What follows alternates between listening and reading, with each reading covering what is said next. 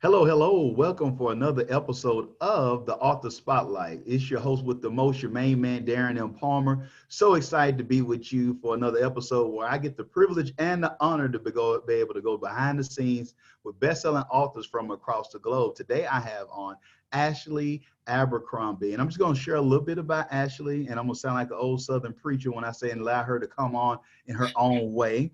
But she wore a mask more than half her life and considers herself too old and too annoyed to ever put that thing on again. She has fought to overcome addiction, rape, abortion, perfectionism, and dysfunctional relationships to become an honest, whole, and free woman most days, and has been in multicultural urban ministry and justice work for more than 15 years. During that time, she has taught Bible studies, classes, small groups, and many other things in the service. And also, I just want to share that Ashley is a content creator, and more than 200,000 people have completed her YouVersion Bible app devotional. And that's amazing. And that's a round of applause when we go there. She's currently doing that work while serving at Liberty Church in downtown Manhattan. A blogger, writer, and speaker, Ashley lives with her husband, Cody, and their two sons in Harlem. Welcome to the Off the Spotlight, Ashley. It's a pleasure to have you on. Thank you so much for having me. It's an honor to be here. Awesome. I'm glad to have you.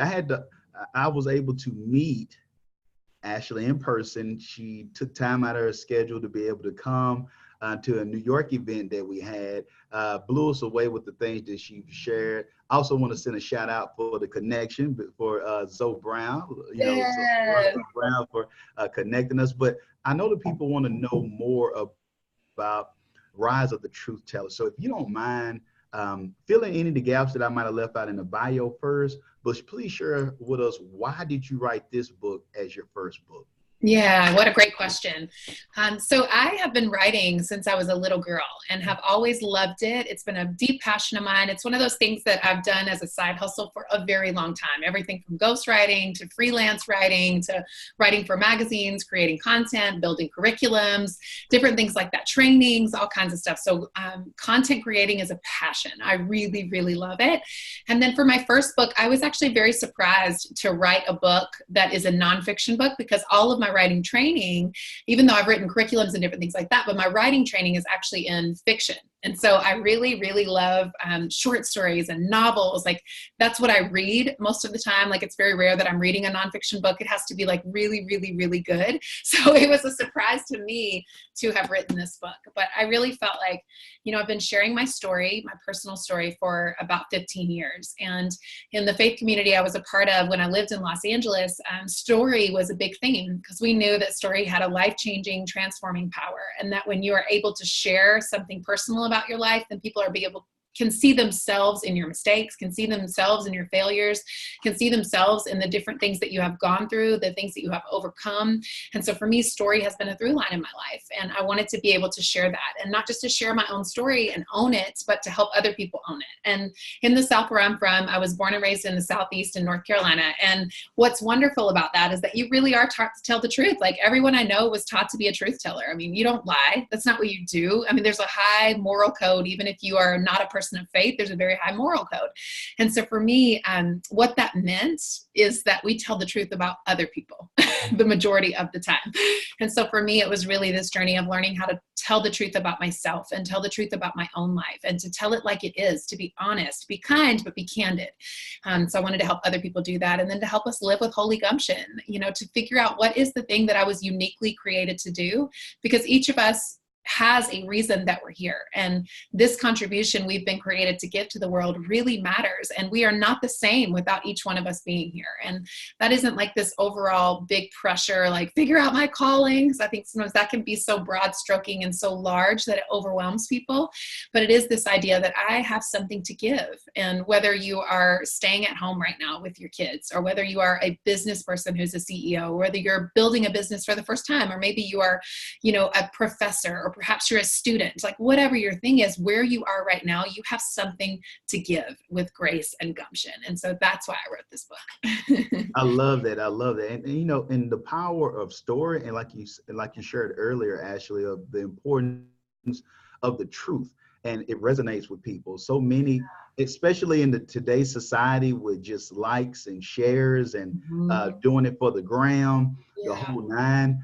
It's so many people that are caught more than ever. I think it's a direct correlation between that and some of the depression rates and whatnot, those who suffering with depression, because they're looking at this myth or this lifestyle that someone might have just went out for a weekend, or they rented something out, or they was at a friend's family's guest house and they took a picture, and you're trying to put your life up to that person's or whatnot, and not telling the truth about the struggles that you have, you know, and the things that you're going through. And I think the authenticity of the message that you have, and that being raised somewhat of the South or whatnot, of the truth telling, it benefits so many people, because I know, and I realize, just sharing a little bit of my story, it helped me out when I went on a retreat one time, and this just going along with what Ashley sharing, and I found some older gentlemen that were sharing some of the things that they had going on in their marriage or whatnot. And I'm thinking to myself, oh my gosh, because I was newly married at the time, I thought that was just me.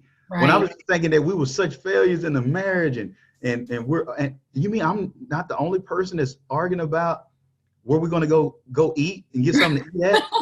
You that I'm not unholy because it's on my nerves, because I'm like, what you want to, well, will you say something? Well, I don't want that. Well, and I'm about to pull the little hair I have out. But that was a game changer to me. And so for those who are listening out here, and you're thinking about doing your book or whatever endeavor that you're reaching and moving towards in your own life, on your own journey, remember, it's nothing wrong with being truthful with yourself and starting where you are and doing the things that scare you to take you to the next level. And speaking of that, you picked an interesting time to actually do this book. Yes. Because you talked about the LA piece and now you're in New York or whatnot. But please share, because your schedule has changed quite a bit in the last few years, even though you've been talking about it for 15. So share with us what made you believe that you could even write this book with all that you had going on at this current time in your life.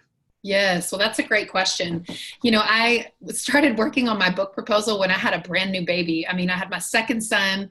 He wasn't even a couple months old. And so I wasn't sleeping, nobody's sleeping in the house, and we had my other son is 5. So 2 little kids, little, and my husband works full time and he's a pastor. So it's not like his job is just a regular 9 to 5 or something, so we had a lot of scheduling dynamics. We had a lot of different things that we were dealing with. But I also think when the time is right, you got to rise to it, And so I think that so often in our lives, we're expecting things to be so instant. And I love my journey, because that has not been my story. I never got delivered from anything immediately where I was just suddenly free from addiction. That was not my story. I had to get up every day, work the steps. And in some ways I still do that. Those are my practices, my rhythms. And so I think the same thing with writing. It was not instantaneous for me. I did not get some big break. It was just me showing up every day in my own life, showing up to write, showing up to create, even when nobody was reading it, even though nobody was watching, even though nobody cared what I had to say. I had to show up every single day and do it. And so this beautiful intersection of my faithful work alongside the opportunities that I had been given was really powerful and life-giving. And so I had to rise to the occasion. Was it the optimal time? Of course not, but it was the right time, And I think the other thing I would say about that is this message being so important because of the time we're living in our nation, and wherever you might be watching from all over the world. But I do think we're in a really critical time here in the United States. And so because of that, I wanted to be able to speak to relevant topics, whether it's mass incarceration or the need for racial healing, or, talking about rural poverty in America. Like, what this really looks like is important. These are important issues that we're facing. Sexual assault against women, something I have gone through myself. I think it's important at this time in history to have truth out there through the lens of story, not just statistics where people can be like, what, there's 1 million people who go through this. But like, hey, every statistic you see breaks down to a person who has a story, who has a life. And so for me, I felt like this isn't the optimal time, but this is the right time to write this book. This is the right time to publish this book. And so for me, I wanted to be able to rise to that occasion. And I think we all have roadblocks, right? Like we'll always have challenges. We'll always have reasons not to do things, but we each have to choose courageously to show up in our own life and do the thing we know we've been created to do, no matter who's watching. It doesn't matter what goes on the ground. Like, are you faithfully honing your craft day after day after day? Because over the long haul, that is actually the thing that will produce a great harvest in your life. So we need to be faithful. You know what? I'm just hearing that, and the latter part just brings me to the mind of that analogy of the, what is that, the bamboo tree or whatnot. That's what I think about. When you're in the dark, you're planning in the dark, and it's like ain't nothing happening, it's not working, you're doing what's righteous, you're doing what's right, the best of your ability, and fight. But I gotta say, my girl Ashley, don't let that little face fool you. North Carolina fool you. My girl over here dropping value bombs over here. I'm looking at her. She just slid that in. I was like, woo! I had to put myself on mute. I started sounding like somebody grandmama at the church house. I was like, what the intersection of faith and works? Come on, girl. Hey, man, let me throw something across the screen real quick. No, but it was just amazing on the things that you shared, and I love, how genuine that you're being by just sharing. Hey, I still have to fight this fight. Yes. I have to put up things. I have to have boundaries. I have to be intentional on this sanctification process, or me, being able to persevere through this. It's not just like you're not having a Beyonce moment of I woke up like this or whatnot. Right. You're having to get it in, and that's what I love about your social media, the whole nine, is because I think that message of realness, that I'm not waking up just like this, and you turn around, you got MAC makeup, your face beat up, you got extensions, your eyelashes reaching out and touching like AT&T, all that going on, but you just woke up though. You just woke up. Right. But that mindset, I think is really helping people. What you're sharing, the mindset of what you just being authentic, like, hey, it's okay to work forward. So those who are tuned in or listening to this, it's okay to move forward towards your goals. You might not stop, I'm just using this as an example and not picking on you, but smoking, you might have smoked 2 packs, but you've been able to reduce it to where, I'm just on a pack a day now. Yep. Don't let somebody else judge you and come outside. Oh my God, I can't believe that you, right. And don't let them, dampen your spirit or take out your light. You know where you've been, you know where you are, and you also got to keep that in your mind as your big why of where you're going, and to keep that great faith. And I want you to share too. Let's look at the steps now. Let's take them through the steps, because I know they're like, okay, I'm feeling inspired, I'm motivated, but she got kids, and I'm pulling my hair out right now, and I lost the pacifier, somebody got kicked, somebody ran in the middle of the street. I know some of them are dealing with some of these issues right now. So please share with them, how did you find a way to create content for this book? Okay, so a few practical things. So I make sure to write, like set times to write. Like that's huge for me. And so, for example, my dear friend who is also a writer, she only writes once a month, but she has a 3-hour block, one Tuesday evening a month where she writes, and she makes a commitment to herself, and she shows up and nobody interrupts that time.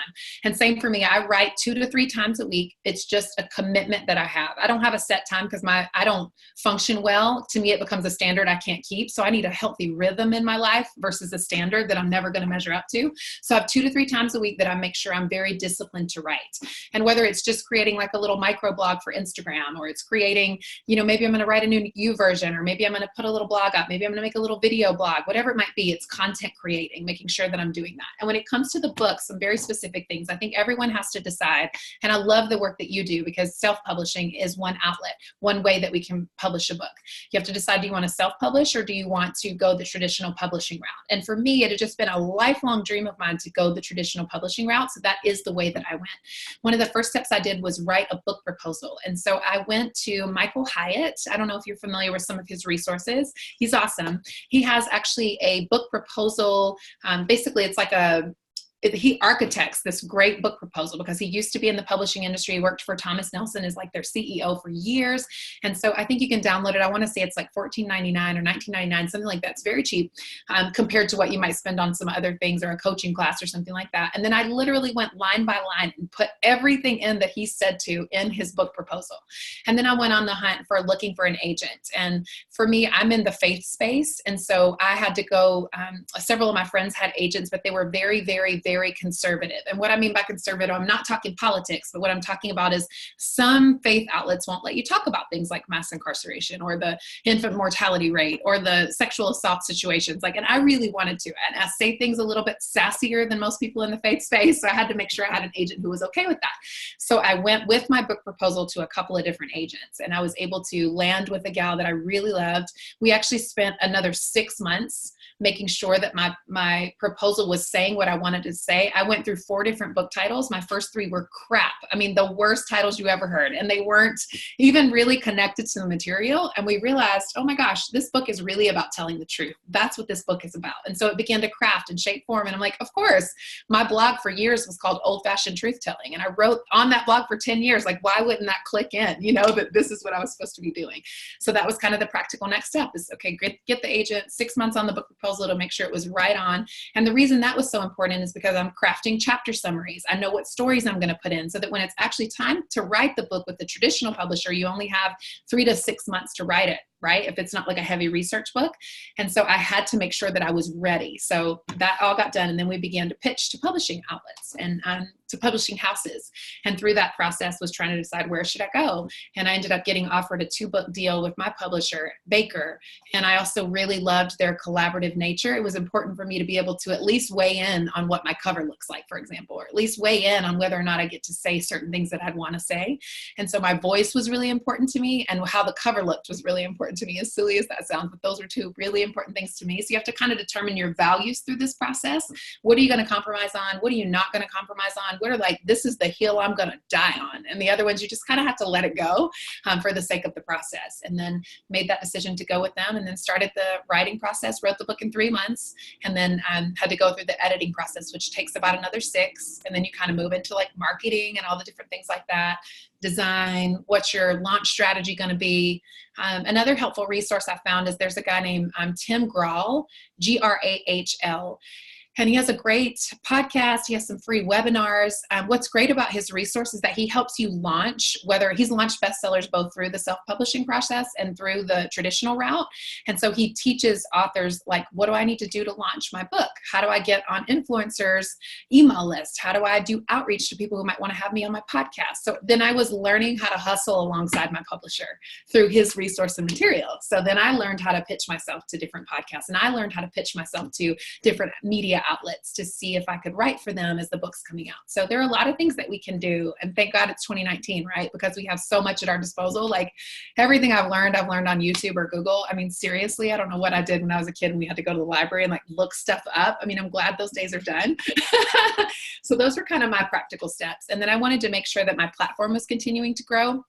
And you know this, Darren, you have a brilliant platform, but I didn't understand how important platform really was. And actually, one publishing house I loved dearly, the only reason they turned me down because they loved my content was because of the size of my platform. And so I think I didn't realize how important social media is, how important it is to cultivate things like an email list, making sure that you're starting to build those things. And so I had to do the hard work, and still doing that hard work of what it looks like to build an authentic, genuine platform. Because I didn't want to do what you were saying earlier, where it's like, I woke up like this. No, like I can barely like dress myself in the mornings because I'm doing so much with my kids. Like life's crazy. Are you kidding me? And I wanted that to be true for me. That's the platform I wanted to build, So be true to yourself. That's the best thing I could tell you, is that there's nobody like you. Nobody can do what you were created to do. Nobody has lived your life. Nobody knows your story the way you do. And so that gives you a way of seeing the world that is life-changing for people. So don't try to be like anybody else. Be true to yourself. I'm telling you, that right there, I'm going to drop the mic. I'm dropping the mic right now. I'm dropping the mic because, what's been shared by Ashley is so important for those who are listening. One of the nuggets that I gleaned from the notes that I was taking, the importance of teamwork makes the dream work. Yes. But at the Powerful. same time, yeah, Ashley didn't just lay around and hope that pixie dust or manna from heaven was just going to fall. Right. And the book was just going to magically appear at doorsteps, and Amazon was going to take it and make it #1, and all these platforms were just going to reach out to her. Right. She worked alongside the team to continue to have her growth. You have to have a growth mindset. You can't just say, oh, I don't know this, so why did I get a literary agent? Why did I get a publisher if I was going to have to do work? It's so that's the mindset.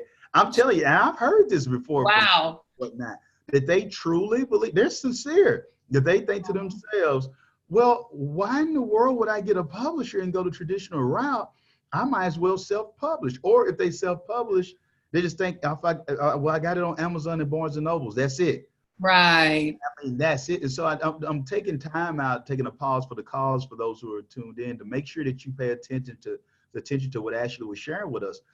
Don't miss the work ethic that she had along with it, but if she was willing to share what she didn't know, she wanted to make sure that she was informed. And also for things that might be in the job description of the literary agent, of the publishing house, or whoever you go with, you still want to be informed. So you at least know what to expect, or you're not feeling like you're mistreated when it's actually your job, or if they're cutting you short on something because you're unaware of it, you're not informed, that you can have something that's detrimental to the book process and your overall success of your book. So make sure that you pick up on that too as well. But I love, like you said, Michael Hyatt. I definitely got Tim Grawl down. We'll share some of that information and have some links or whatnot in our show notes. But Michael is just awesome. I mean, I call him like the Godfather. Whatnot. He's just so smooth. He's just guy, just laid back and just like, here's the information. Here you go. And so I love him and whatnot. And speaking of this, you got the book done. Share with us, what did it mean knowing that, hey, I actually did this? And also go a little bit deeper and share what has been the experience of others who've been able to read the material and you are able to have confirmation that, wow, I have been used as the hand and feet of Jesus Christ to make an impact. Could you share that as well? I'd love to. Well, I think because I had been preparing for so long, I had been wanting this for so long, and I had been crafting when nobody was watching for so long. Like, I had really built integrity in my work. And so because of that, what getting published felt like to me was a stepping in, to what I've always known was true for me, what I always knew would happen. And so it felt so grace-filled, if that makes sense, like to just be able to step into it and be like, my book is out there, it's published, and this is something I've been preparing for a very long time. Like, I even think about when my husband and I got married, I had lived with several couples and their families for many years. So I watched couples in tension. I watched couples in crisis. I watched couples, in chaos. I watched couples with new babies. I learned what it means to work together to manage a household. And so when I got married, I had some experience. There was some familiarity there with me. So I didn't feel the need to fight over whether or not he left the toothpaste on, the right way, whatever the right way is, right? What right usually just means my way, right? And so I had learned some things, and it was the same for the writing journey with me, where I felt like, man, I know what I'm doing in a sense. I'm a full throttle rookie as well. Like, I've never put a book out. This is my first time. I learned a ton. There are things maybe I'd do differently, but overall I was very pleased with the process of sort of stepping into that place, and have really enjoyed it. And then how the book is resonating has really been so life-giving to me. I think the story components are really huge. Like, when I get an email from someone who is, in her 50s and had an abortion or had gone through a sexual assault, and she's never told anybody and felt the freedom to then open her life up, or to see young people who are struggling with addiction and then realize, like, oh, there is a way out. Like, this doesn't always have to be who I am. For them to have that revelation that freedom is possible is huge for me. Or to see people, recognize for the first time, like, oh, there is a thing called privilege, and actually I have it, and this is what it looks like in my life. And even if they grew up as a poor Caucasian American, having the revelation of like, oh, but the disparities between me and other races are much wider than I thought. Like, for them to see that for the first time, or to understand things about society they didn't know. I mean, that to me is like, yes, like, people feeling inspired to change is a big deal, because I want people to leave this book different than when they started it. And so for me, those stories have been the most life-giving. I love it, love it, love it. And what a time. Carpe diem, seize the day. Yes, that's right. Seizing the day, you're knocking it out the park. I love what you're doing. But please share with our audience, because I believe that you have a podcast, if I'm not mistaken. But share with them, how can they purchase the book? how can they connect with you on social media, or if you have website information, whatever you have, girl, throw Yeah, it at us. I would love to share it. Well, I'll show you my book. This is it, Rise of the Truth Teller.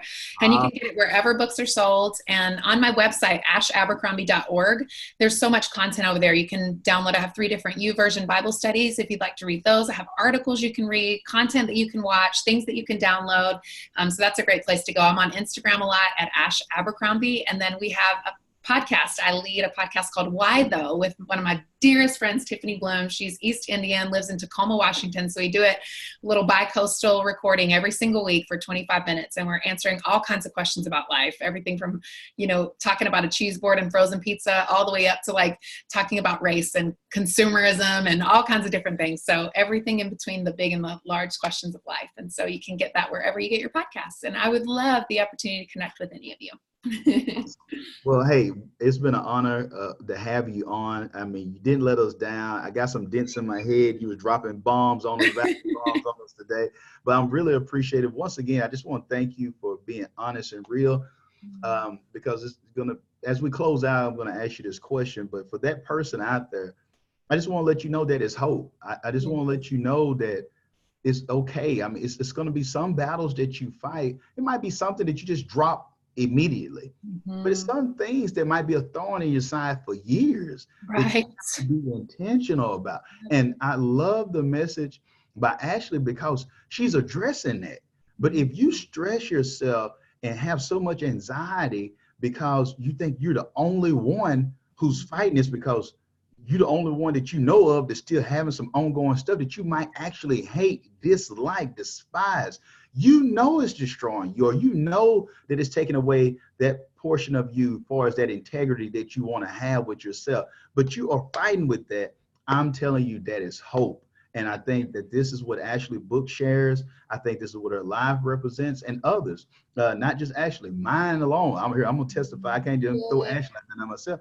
It's that I have stuff still that I have to make sure I put barriers up. I'm on the road right now, as you can tell, for those of I'm not normally in our normal studio recording, but it's things like that of being a person of integrity, still knocking stuff out, being able to have stuff set up. I'm on the road. Well, you know what? I might not need to go to this particular happy hour. I might not need to go to this next networking event. So more than anything, this is why this is behind the scenes, because I don't want to have it where it's all polished and you leave and you haven't been helped. So I just feel led just to share that to whoever listening to this, whenever you're listening to it, that, check out Ashley's book, her materials, get up on her stuff online, but know that it's hope for you wherever you are. And could you speak to that person, Ashley, out there as we close it out, who might say, well, it makes sense for her. She's been writing, she's brilliant, she's beautiful, she got an amazing family, gorgeous family. I mean, it makes sense for her. She's a leader and whatnot in New York. Here I am in Iowa,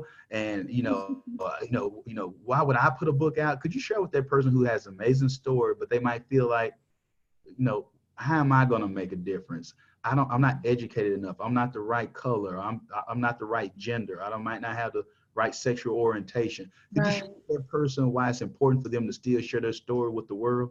Yes. Well, it's so important because, again, nobody can do what you've done. Nobody can tell your story the way that you can. And I come from a tiny town of 14,000 people. Okay. Like, I didn't graduate college. I tried so hard, but I was so addicted. I went through so many things that I couldn't finish school. And so for me, you cannot let those barriers keep you down, and you cannot let the standards of this world be what dictates your whole life. Like, if I had decided that I needed to look a certain way or look a certain way on paper or have a certain pedigree in order for me to journey forward in my life, I never would have done it. And I think there's no time like the present to start. And so it doesn't matter if you don't have enough experience, if you haven't done enough things, if you feel like you don't have enough education, you just start. And there are classes you can take. There are free online things. Like, that's the beauty of living in the world we live in today, is that you're not behind and it's not too late. And you have something to say. So say it, get out there and do it. You can be anywhere in the world. And because of 2019, because of digital media, because all these things available at our fingertips, you can deposit into the world the good thing that's on the inside of you. And we need it. We need it. Thank you again. And for those who are tuned in, remember that you all are the real MVPs. You're taking time on a weekly basis to pour into yourself. and to be encouraged. And also know that it's about your self-love as well. Taking care of you will allow for you to be able to be a help to others as well. Until next time, remember that this is a year for your new book. Be blessed and be great.